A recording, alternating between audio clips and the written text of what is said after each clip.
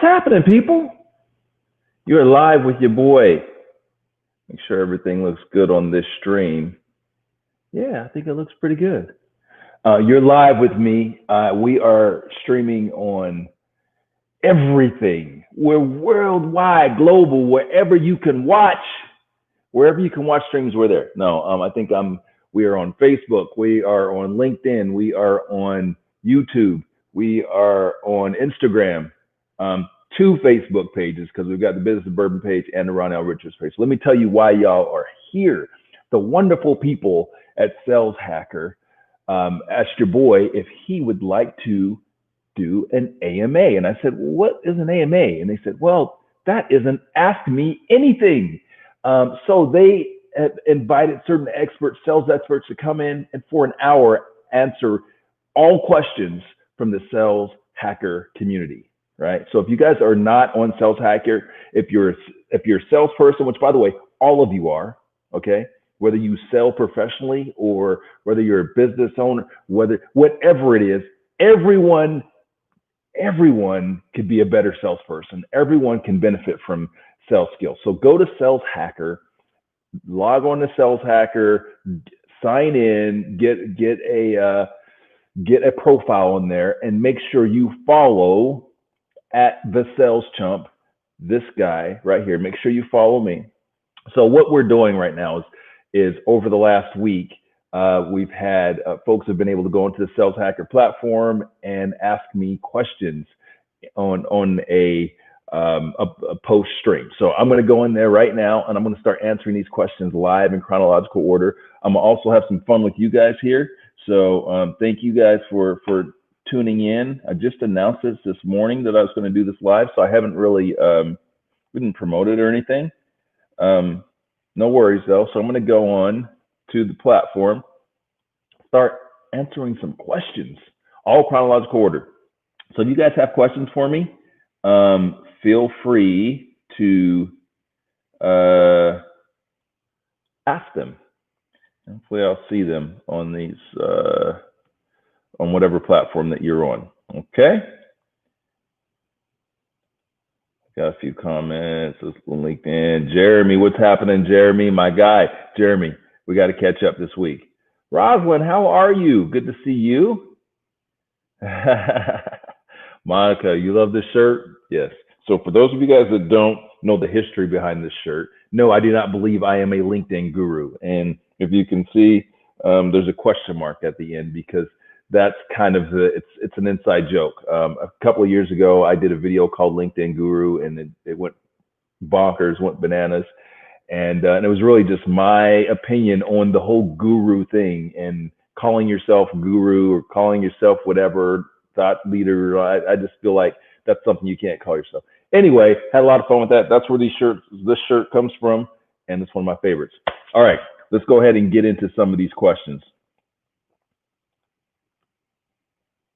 And again, going in chronological order, but you guys that are streaming, if you want to ask me a question, what's happening, Doug? If you want to ask me a question, feel free. First question I have is from @Mary Green CNY, and her question is, she says, "Hi at Sales Chump. I'm really excited to have you join us for AMA. I'd like to start by asking how people can better connect in this remote world.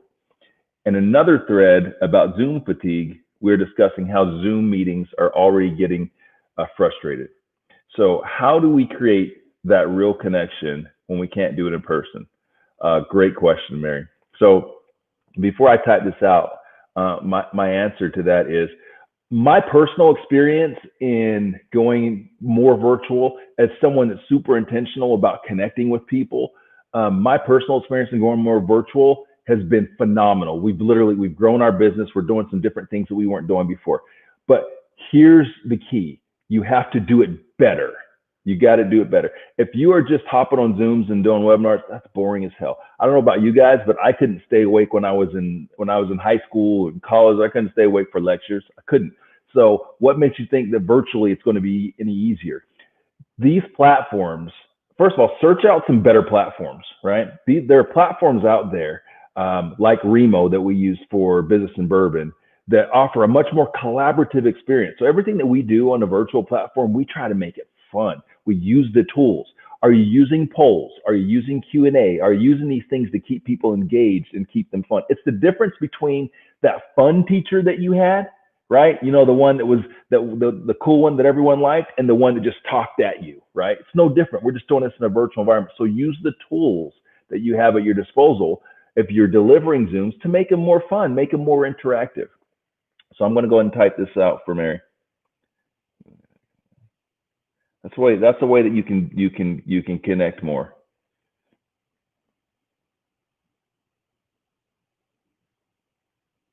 And personal video.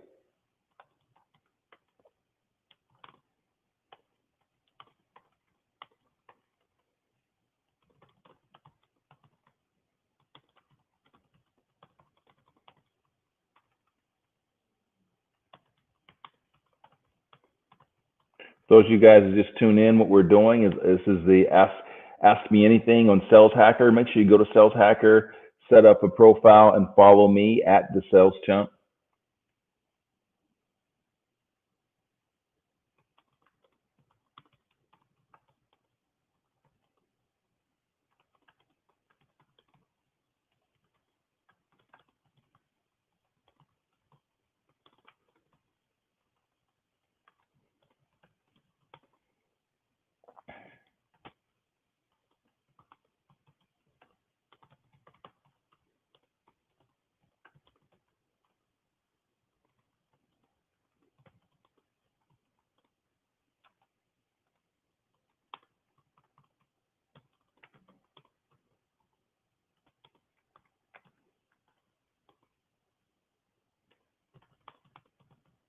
All right.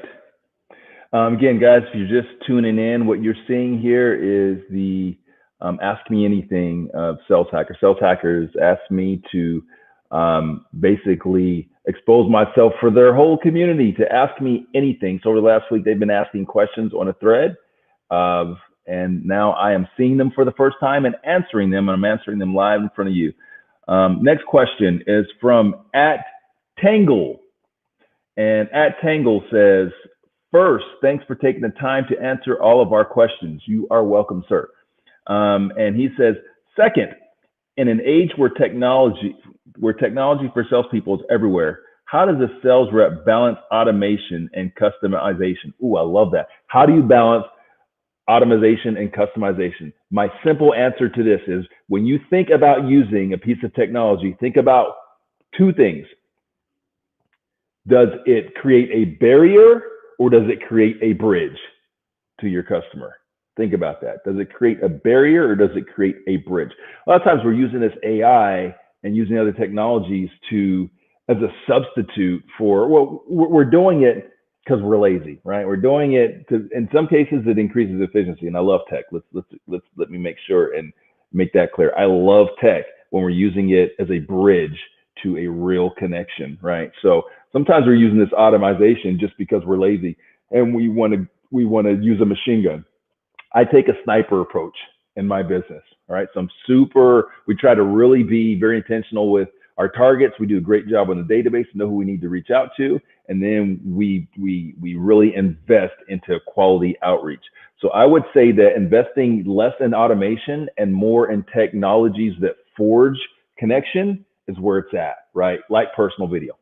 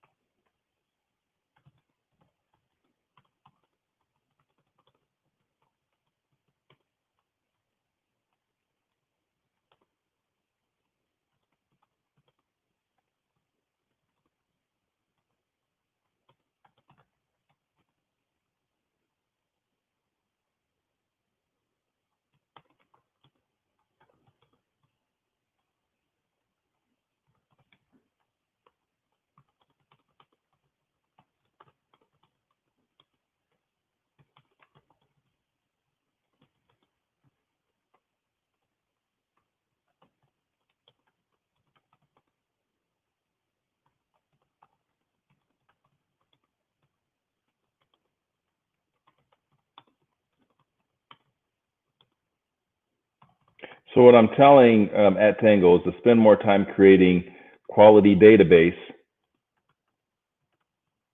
and less on random prospecting activities that AI kind of encourages, right? So yeah, when you lean really into this AI, what you do is a lot of times it makes people more lazy, right? And so now you're just, okay, I got this generic outreach. I'm just gonna, I got 1,000 people on the list, and I'm shooting this message out to 1,000 people, right? And so you do that as opposed to, what I tell my folks is find 100 high value targets, spend more time on the database, and then you use the tech to do quality outreach. So instead of this like spray and pray sort of thing where we're just like, okay, 1,000, here's my BSI message. What we do is we'll find, I tell my folks, get 20 people in a week, find 20 people, and then you send them a personal message, a personal video using tech. That's how you use tech and the right way to be, in my opinion, to be successful if you're in a complex sales environment. Listen, there are times when spray and pray makes sense, right? If you're a transactional product, do it. But most of you guys are not. You're selling solutions, you're selling services, and you have strong value props that need to be communicated the right way. All right, next question. For those of you guys just checking in, this is Sales Hacker Ask Me Anything with your boy. So I've been asked by the Sales Hacker community to answer questions, random questions I am just now seeing. So I'm going to answer these questions live and direct for you guys. And yeah, so you get and if you're not on Sales Hacker, go to Sales Hacker, set up a profile, and then follow me at the Sales Chump, your boy. Okay. Just checking with some folks. Kathleen, what's happening? I like hearing that, Rosalind. Attracting more ideal clients via, yeah. Yep. You can connect at a really more intimate level with using some of these technologies than we could have before. Doug says personalization is where it's at. My man, nobody knows better than the video guy, Mr. Doug Lehman. All right, next question. Question is from at Nicole Sturkle. I hope I said that right, Nicole. At Nicole Sturkle. She says, thanks for taking the time to do this AMA, Ronell. I think you've hit the nail on the head with the bit about intention, strategy, and emotion. Perhaps it's because I'm a millennial and have never not had it, but technology has seldom been a barrier to authentic communication or relationship building. In my experience, people can generally tell the difference between a salesperson trying to attain quota and a salesperson trying to solve critical issues. So there's more ROI from being real. Where do you think technology goes wrong and creates barriers to real connection? Is it an over-reliance on automation, a lack of personal investment in building relationships because there isn't a face-to-face factor? Or do you think platforms like LinkedIn and Sales Hacker help bridge the gap? Oh, I love your comment/question, Nicole.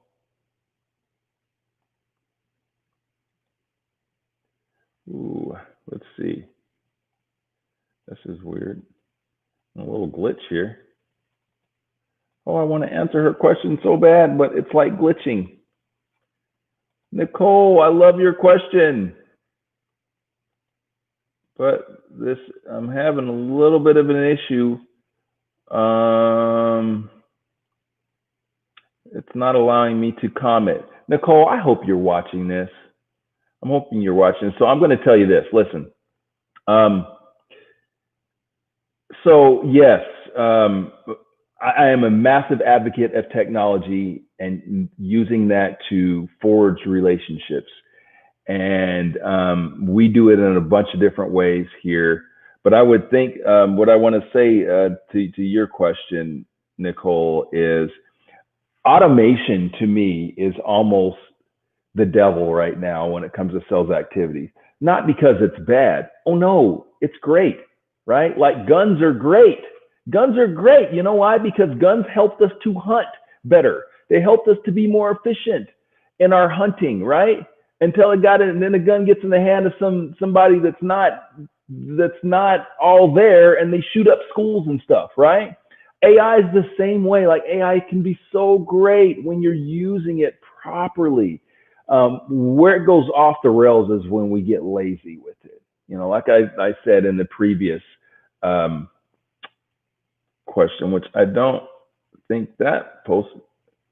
Anyway, when we get lazy with it, right, and we're just spraying and praying, I love AI as a way to become more efficient, right? We need automation. We need AI. We need some automation just to become more efficient so we can touch more people. We use it every day. I just don't use it the way that other people use it. We use it. I'll give you a prime example. For us, it's really important to try to touch everyone that steps foot on my platforms or that we prospect to, whatever. It's impossible for me to personally touch each and every person every day, right? Or every week. But I want to try to reach out and touch people every week. So here's one of the things that we do. Every Monday, we send out Monday motivation, right? And that Monday motivation is a personal message to me, to you guys, to say, hey, look, it's just how I'm feeling. Like, something to help kickstart your Monday, get you going. And that's something that I would like to do to each and every individual, but I cannot do it to each and every individual, right? And so what I do is I create a video and we send that using co-video to all of our contacts. Well, not all of our contacts on specific lists, right? So what I'm doing is I'm using automation, right, to send this message, this personal message to thousands of people, I'm using it in a way to where we can connect and we can forge greater connection with people, right? Because it's much more personal. It's like this. It's the difference between you seeing me on video and you hearing me, or you seeing something that I wrote. I want you guys to. This is something I like, a little exercise I like to go through with people. I'm sitting here talking to you right now. You're looking at me. You're seeing my verbal cues or my physical cues. You're seeing all these things. Now close your eyes. Close your eyes and hear me and just listen to me talk. Yeah, I'm pretty good at talking. This is what I do. So yeah, it's making an impact, but it makes a little less impact, right? Now think about if it was written. All the things I'm saying to you right now, they were just written. It can make impact, but not nearly as much as this, right? So I know I kind of went on a bit of a tangent there, Nicole, because your comment was so good. Second and first aid. And her second part of her question was, do I think platforms like LinkedIn and Sales Hacker help bridge the gap? And my answer is yes, when you use them properly. Just like the horrible analogy I gave about guns. Yes, when you use them properly. Okay. So I had to relog in. So I'm going to go back in here and I'm going to answer Nicole's. Okay. Hold tight. Got another one coming up. Plenty of them coming up. So I got a whole hour, man. So hope you guys got a whole hour to hang in with me. Before I do, let's just take a quick.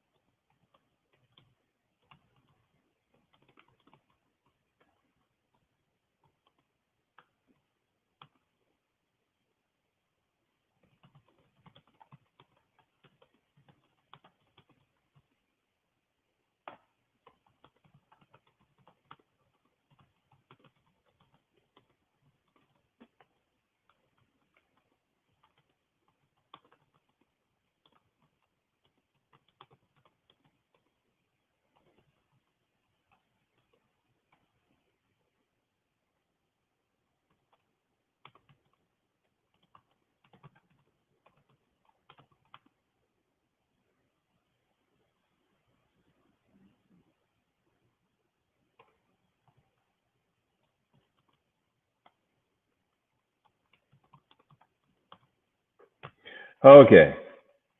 So I got that to Nicole.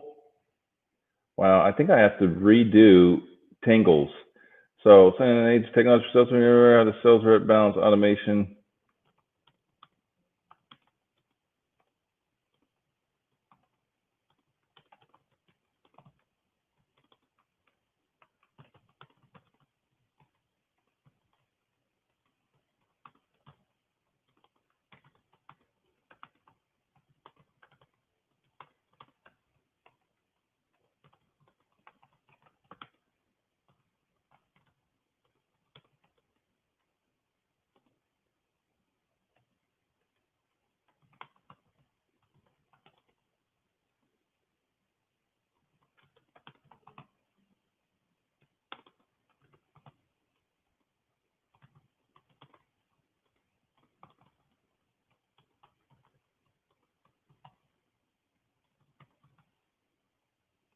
All right, so I'm re-answering at Tangle's question, which was in the age of technology where salespeople are everywhere, how does the sales rep balance automation and customization?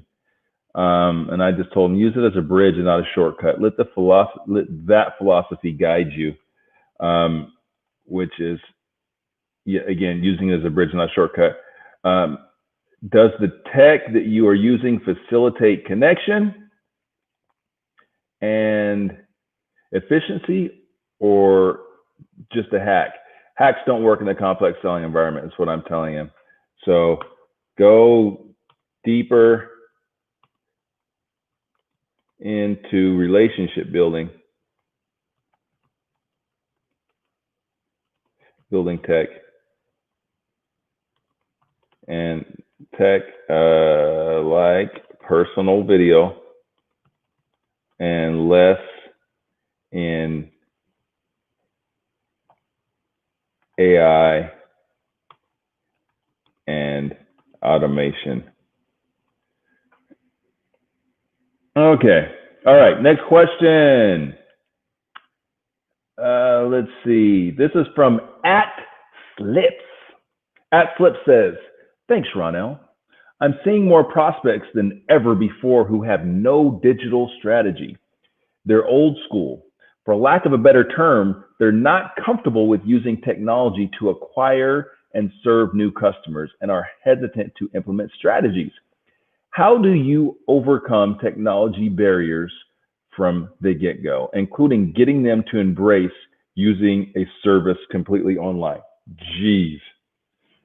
First and foremost, at Slips, they're not going to be around much more longer, so you might not even have to worry about it. I might be answering a question that doesn't even matter here in a minute, because if you're not getting it right now, wow, you're in trouble. You're in trouble.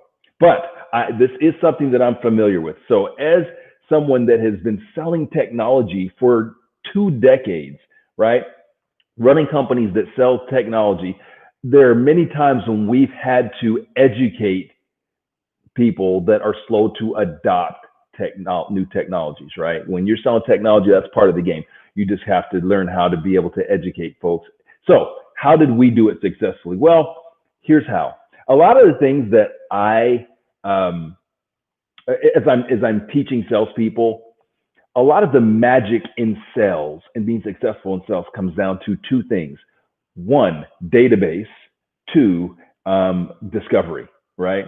A ton of attention gets put on everything else around, on everything else around it, right? So like the pitch, how do I pitch? Elevator pitch, blah, blah, blah. And then the close. If you do those 2 things really great, everything else takes care of itself. So to answer @Slips question, how do we articulate to this person? Well, first is we got to do great discovery. We have to do great discovery. When you sit down and do great discovery with people and ask them tons of questions, the focus is to find out what matters most to them. What matters most to them. Once you understand what matters most to them, then you can craft your solution, your tech, whatever, to fix whatever they care about, to be the massive Band-Aid that heals their wound, okay? For example, say they're in childcare, right? this is off the top of my head. They're in childcare, and you know what they care about in childcare? They care about the kids. Like tech, those that would be a great example of an industry that would be slow to adopt some technology. So if you have a technology product, your value prop after you've sat down and done that great discovery and you find out what they really care about, your technology has to in some way address what they care the most about.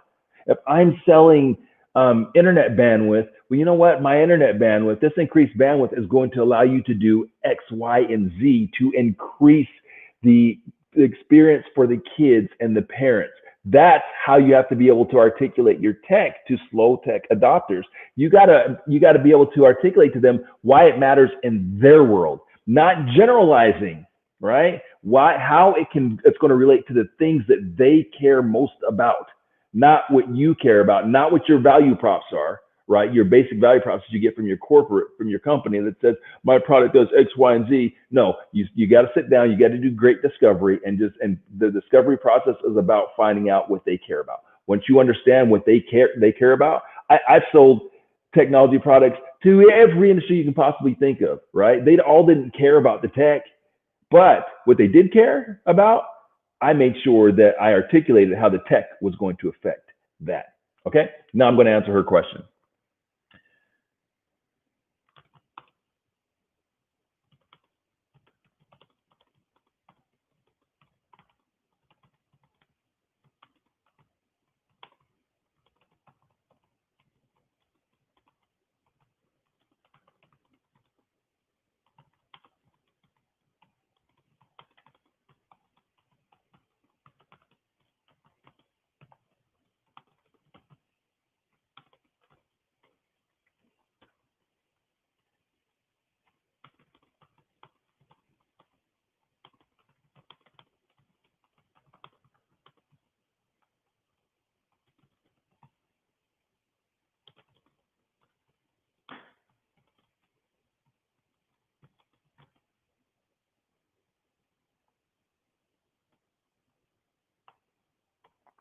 So again, what I'm telling her is that once is um, I got to understand we have to do great discovery so we understand what really matters to them. Once we understand what matters to them, we craft our solution in a way that addresses the things that they really care about, right? Not what we care about.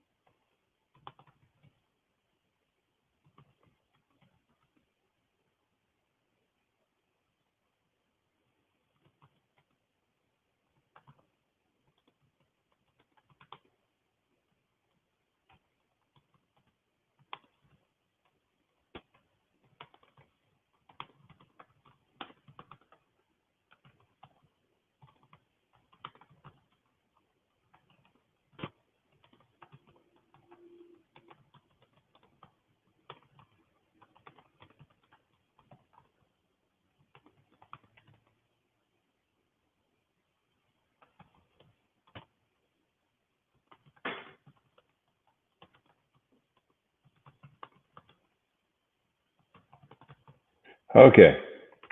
So the question was hard adopters to technology, um, old school folks, slow adopters of technology.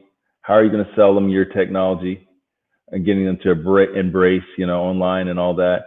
So my answer was, the magic is in doing great discovery.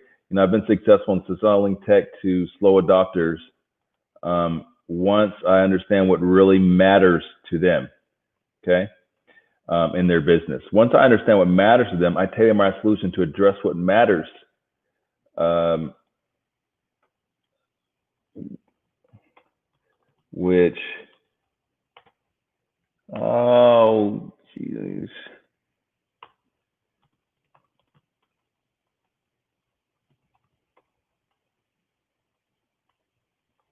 which often, hey, why is this thing acting weird? Okay. Oh, that's weird. Oh,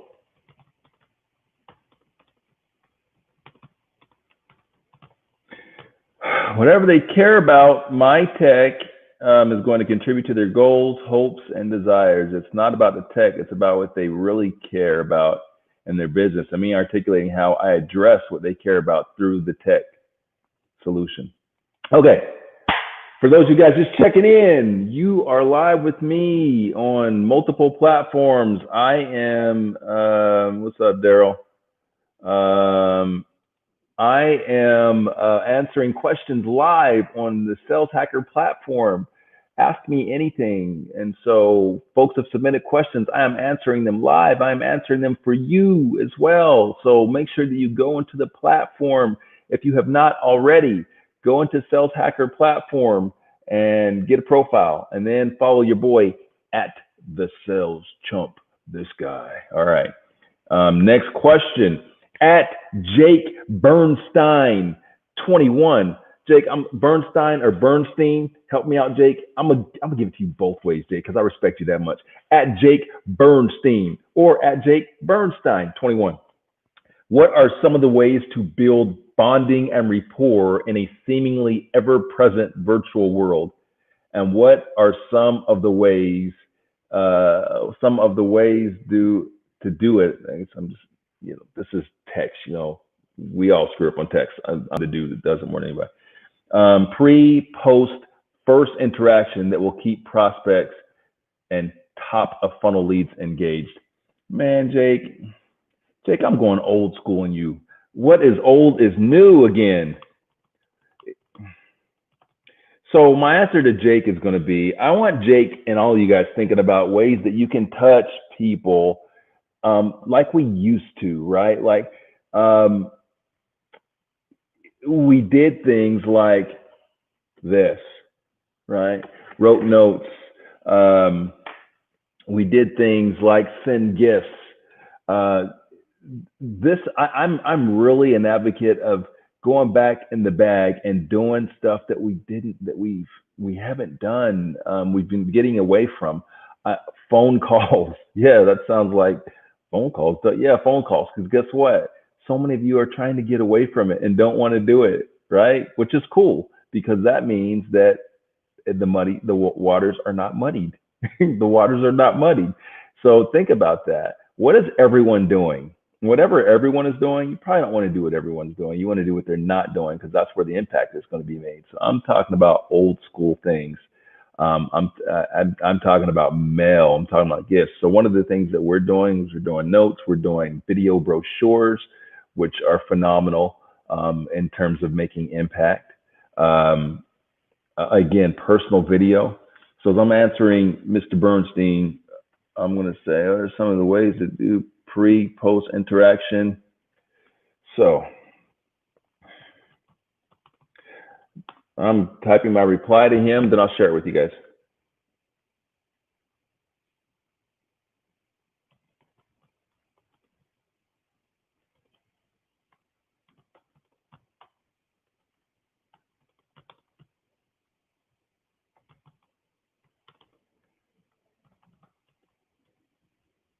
Ooh.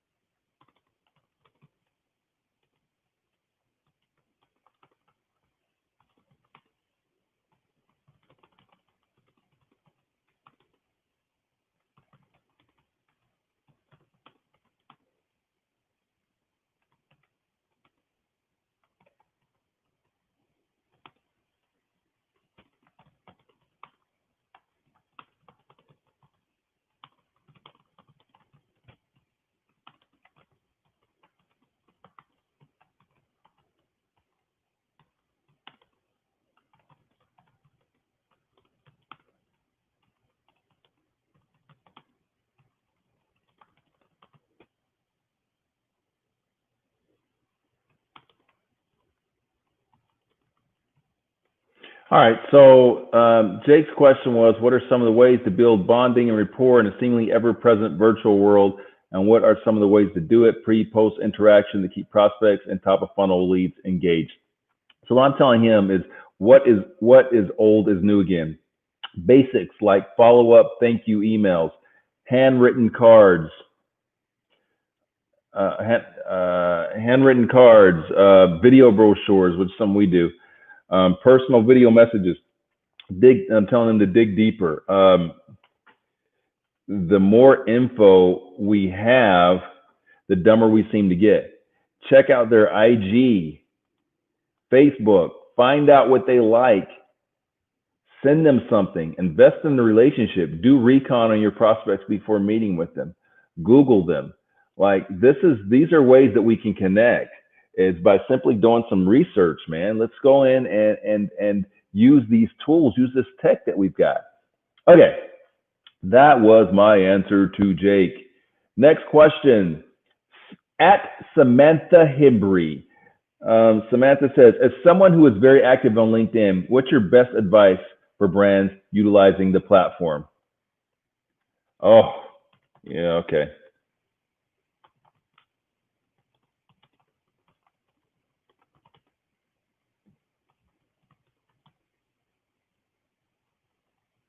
So my answer to her is, again, her question is, as someone who is very active on LinkedIn, what's your best advice for brands utilizing the platform? Okay, I'm a brand. I'm a brand. I've built now multiple brands primarily on this platform, brands that are successful today. And so I've done that not by getting hundreds of thousands of followers and all that. I've done that by being very intentional with how we build the network, for one, and that we make impact.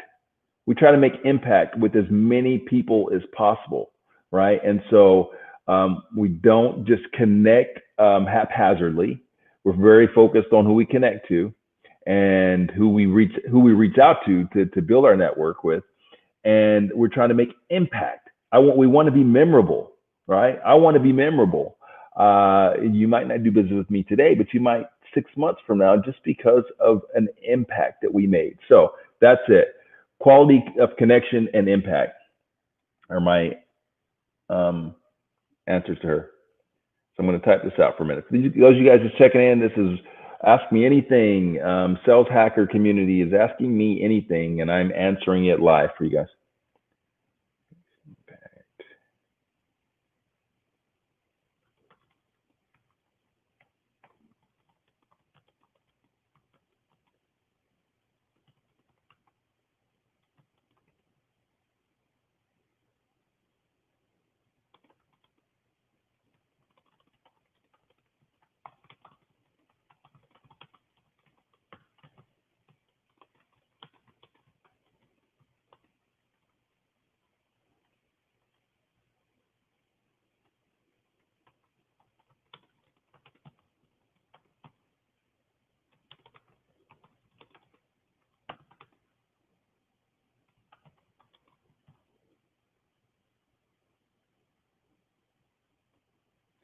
So I'm just telling her that brands are built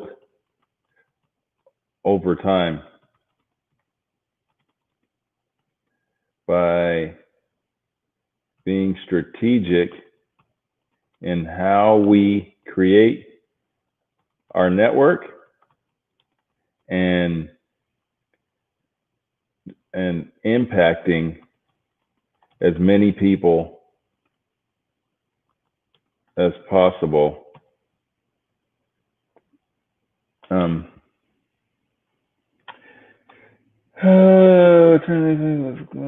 Build time so and how we create our network and impact communities also. All affection impact.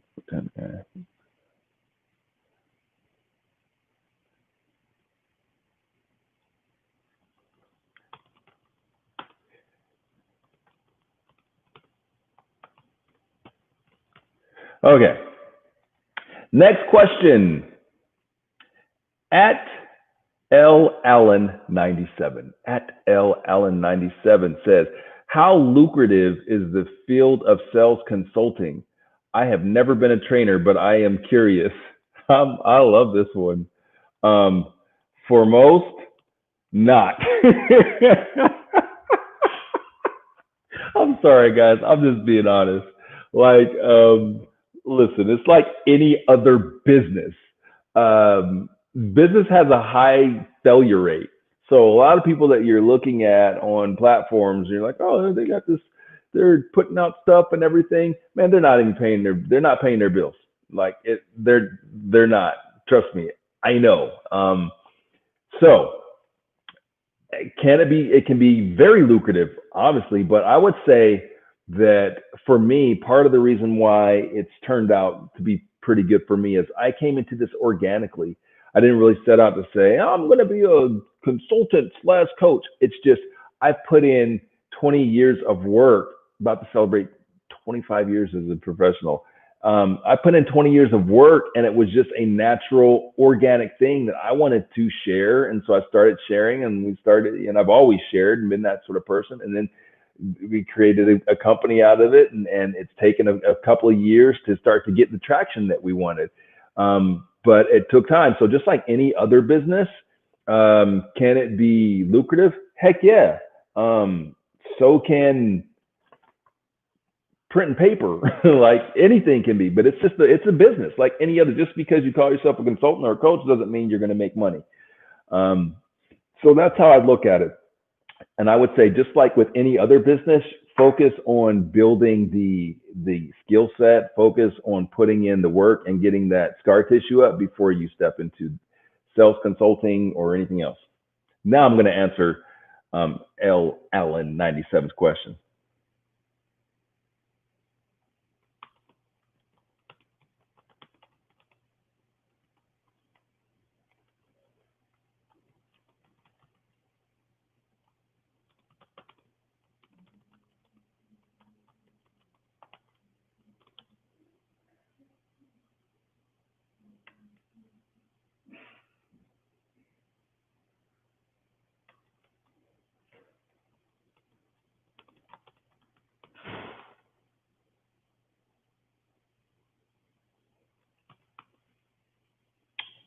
So what I'm telling L. Allen is that if you have the right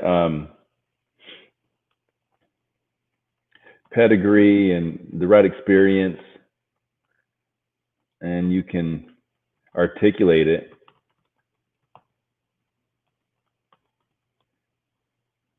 articulate your value,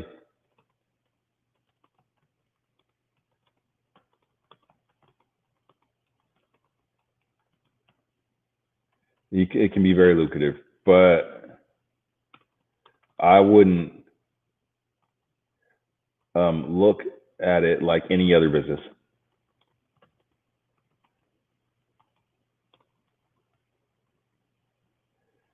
Opportunity. All right. So my answer: how lucrative is the field of sales consulting? I said for most, not. So just like any business, there's a high failure rate.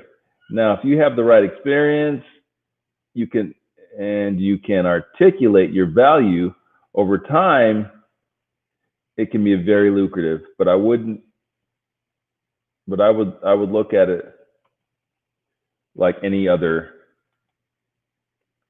business opportunity. Okay, doke. Next question comes from @Erica. That's the simplest one. How did you get @Erica? Man, lucky. @Erica. And Erica's question is, thanks for this opportunity. Erica, you're welcome. That was easy. All right, my man @Alex Smith says, hey, Ronell. Well, before I do that, let me just check in. I'm sorry, y'all. I'm not ignoring y'all. I'm just really going in on all these questions, and it takes some time.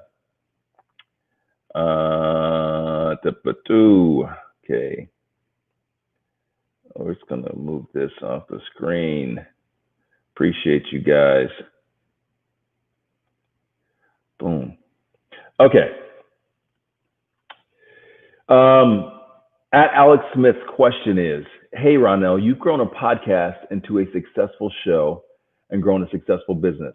What do you think has been the most successful strategy and or strategies to help you grow your podcast and business from where they were on day one?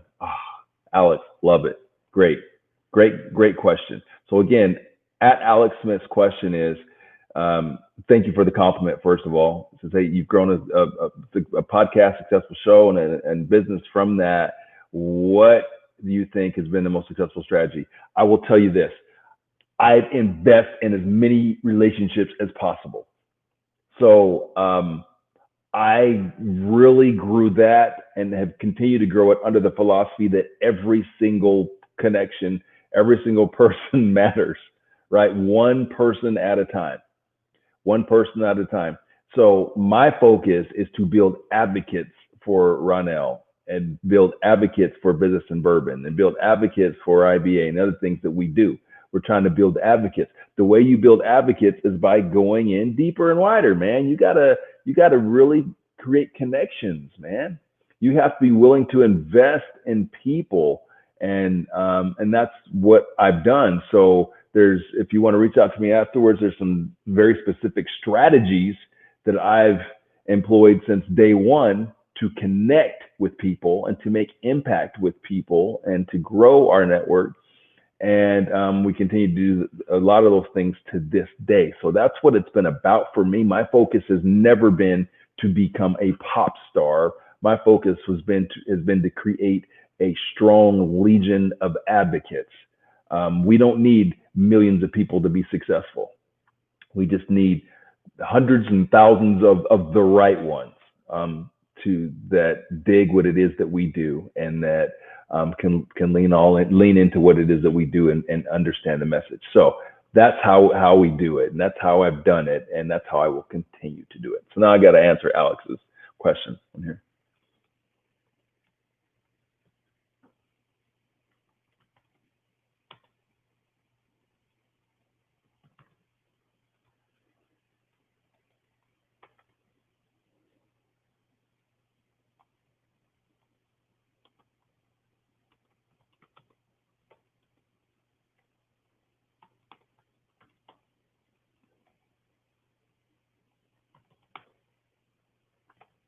So what I'm really telling Alex is my number one philosophy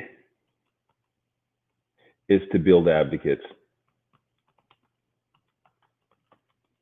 for the business. So that philosophy guides us to always think about customer experience, audience experience, and doing advocate worthy work.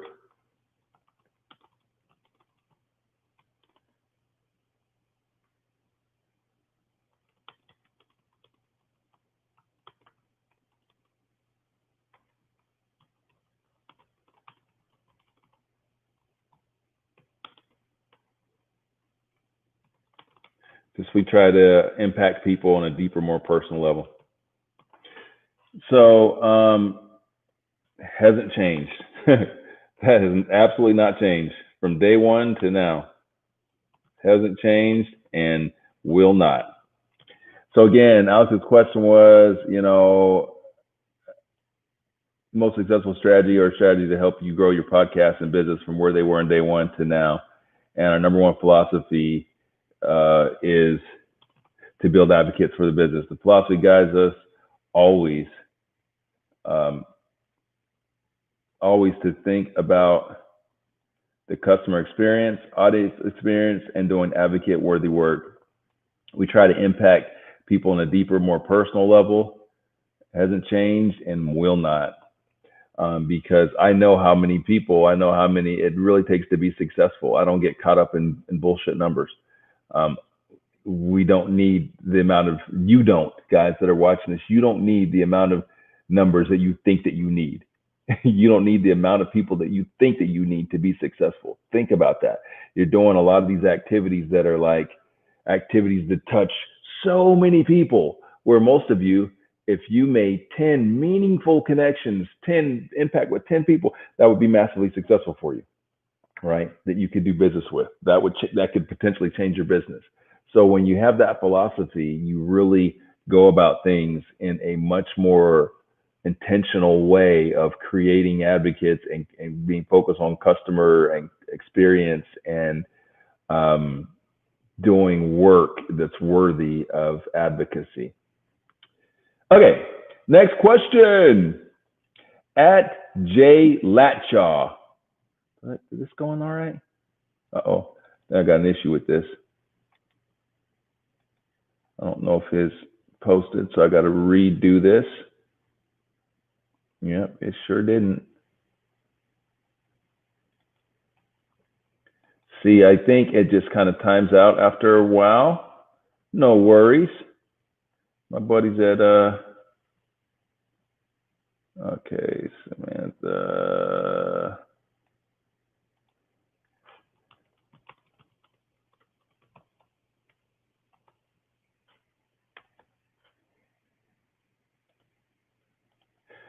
All right, so back to Alex's question. Oh my gosh, that didn't work right. Boom. Okay. Okay. At J Latchaw 85 says, at Sales Chump, thanks for being part of the community. What's your advice for someone wanting to start a podcast? Excited to learn more. Ooh.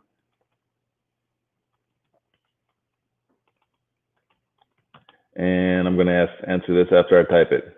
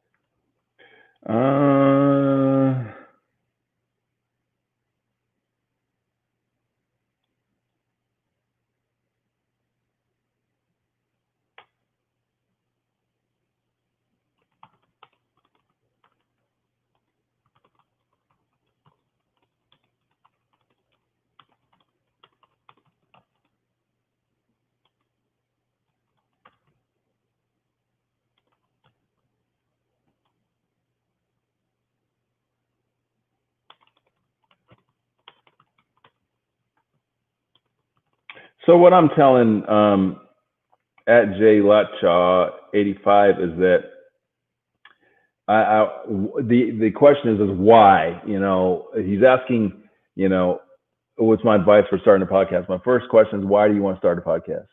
A lot of people don't really know why, and sometimes it's just like an ego move. If it's just an ego move, it's just a waste of time. You're not going to get many listeners. Like the odds of you getting a lot of listeners are not great. It is what it is. The last statistics I saw said something like 1 million podcasts, and I think it's jumped like significantly since the pandemic because it was around 700,000. So think about that. If there's like around anywhere from 700,000 to 1 million podcasts out there, what's going to make your podcast stick out? How are you being super successful in terms of getting listeners? Is just like hitting the lottery. It's not very likely if you're starting a podcast today. However, if you're starting a podcast to help build credibility for you, for your brand, or using it as an educational tool, man, yes, do it. Fantastic. Yeah, I mean, it's a great way to get in front of a lot of people, and some folks I know use it as a way to generate opportunities for their business, which is also smart, by interviewing people that they'd like to do business with. That's a good way to use podcasts. So if you're looking at it from just like the traditional way of, hey, I'm going to start a podcast and through that podcast, you know, maybe I'll get some advertisers. Nah, Don't look at it like that. You got to look at it for how you can grow your business or grow your credibility for your brand. That's what I'd say as far as that. Okay.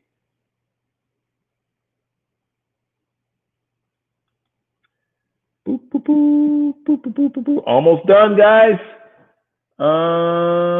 Next question. At Kurt A. Dankers. What's up, Bankers? I like that name. Kurt A. Dankers, my guy. All right. He says, thank you for taking the initiative to connect with our community, Ronell. I'm curious about your take on how to sell against commodity tools, which are not prohibitive and can be used on month-to-month basis versus when you have an all-in-one platform value strategy. He might not like my answer to this. Well, first, my answer is a question. Is your product a commodity? Sometimes that's why I'm someone that is never, I'm not an absolute guy. So oftentimes you'll hear advice from people and they'll be like, this is absolutely the way that you need to sell on LinkedIn, or this is absolutely the way. I don't ever say absolute. Why? Because there's a different tool for a different job, right? So like when I talk about connecting with people, when I talk about building businesses on LinkedIn or prospecting, and I talk about the outreach like I did earlier in this, and talk about video and all that stuff. Yes, if you're solution selling and you really, your solutions are service selling and it's a complex sell, you need to be doing those things. If your product is transactional and commoditized, you just need to figure out a way to get it out to as many people and to use automation, use efficiency to get to the people that you need to get to. And I've done both. I have sold products all across the spectrum. And some of the products, it was just like, hey, look, our widget is cheaper than that widget. You can frame it however you want to frame it about your value props, but at the end of the day, the customer base cares about what they care about. And if you are in a highly commoditized business, embrace it and find a way to do it better than your competition, right? It's like Amazon, for example. Amazon, you might have, someone that's selling this thing right here, and there's someone on there that's selling this thing, something like this. Oh, that's much better than this. Oh yeah, value props are nice, but guess what? They're selling like 50% of what this one sells. Why? Because these guys are better at leveraging the tech. They're better at getting the product in front of people's eyes, and so they're selling more. So again, if you're in a commoditized business, that's what you need to be focused on. Like, embrace it. Don't try to take your commoditized product and be like, oh no, it's got a ton of value product. You're just wasting your time. I know, I'm a guy that's been in tech and selling bandwidth and things that, listen, if you're in telecom, you're tech and you're selling bandwidth, you know what I'm talking about. Bandwidth is a commodity. It has been for a long time. Now there are solutions and things that can be put on top of it, but the bandwidth itself has become commoditized a long time ago. You don't believe that? I got a bridge in Brooklyn for you. All right, so now I'm going to answer Kurt's question. We're up on time, but I'm going to keep going a little bit longer because I got a few questions that I can answer, so I'm going to keep going. What y'all on? Oh no, I have a meeting at 2. Jeez, okay. So again, Kurt's question, I'm curious how you take on sell against commodity tools, which are not cost prohibitive and can be used on month-to-month basis versus when you have an on-one. How to sell against commodity tools?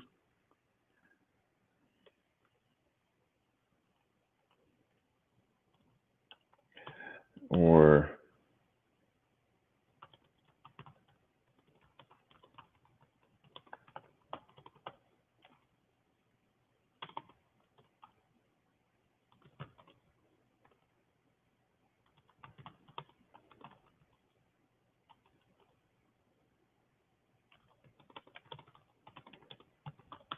I'm just telling, to answer his question, I need to know a little more because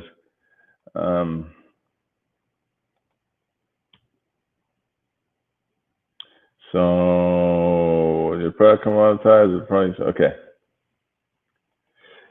Okie doke. One more question. I'm gonna let you guys go because I gotta hop on the call. Hi at Sales Chump. This is from at Jeff Swan 18. I'm curious to learn your take on the whole cold calling is dead debate that keeps popping up everywhere. Oh, oh, not dead. Not dead. See my comment on the thread. Part of the mix. Multi-tiered, multimedia approach is where it's at. My guys call every day and make sales every day. Yeah, so like, no, there's people on that we have on the phones calling. I call every day. I want you guys to think about this. Who's doing it? Well, as I said earlier in this thread, what's old is new, right? You know, people are getting away from, they're trying to do lazier stuff. So they're getting away from these things, and these things, they still work.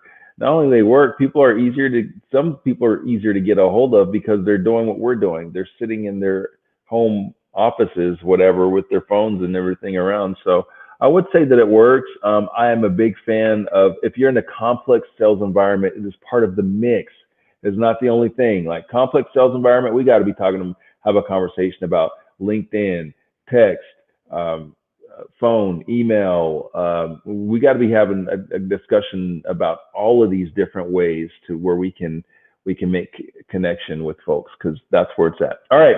Thanks for watching, guys. I got to wrap because I got a meeting, but I hope you got something out of it. I'm going to continue answering the rest of these questions, and I appreciate those of you guys that hung in with me for the hour as we've discussed these things on Sales Hacker. If you're not, if you don't have a profile on Sales Hacker, please do go get a profile on Sales Hacker and follow your guy at the Sales Chump. And yeah, if I didn't answer your question, please feel free to reach out, and I am very happy to answer. If I didn't answer it in a way that answered all of your question, do that too. Reach out to me. I'm out here. Peace out. Thanks for watching, guys. And oh yeah, later today, 5 p.m. For those of you guys still hanging in there, 5 p.m. we've got day drinking tonight. Okay, day drinking, 5 p.m. on all the platforms. Peace.